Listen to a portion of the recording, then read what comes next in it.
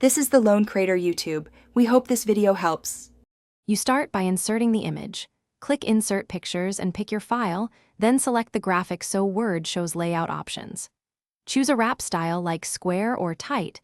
This lets text flow beside the image. Once done, drag the picture slightly to the left or right so text reflows. This creates the basic side-by-side layout. Make sure to use margins as guides, because positioning now determines how much text appears next to the image and how it aligns with surrounding paragraphs. Next, refine alignment and spacing so the layout looks professional. Use the Position menu to snap the image to a margin or a specific page area, and open Format Picture Layout, Advanced to set wrap distances. This controls how close text sits to the image. Once the distances are right, anchor the picture to a paragraph so it stays with the text, or group it with other objects if you have captions or shapes. These steps ensure consistent spacing when editing or exporting.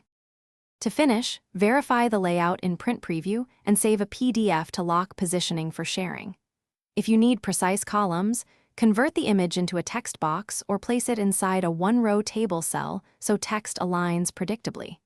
If the text shifts during edits, check the anchor and ensure Word isn't in compatibility mode. Resetting the wrap to square or tight often fixes it.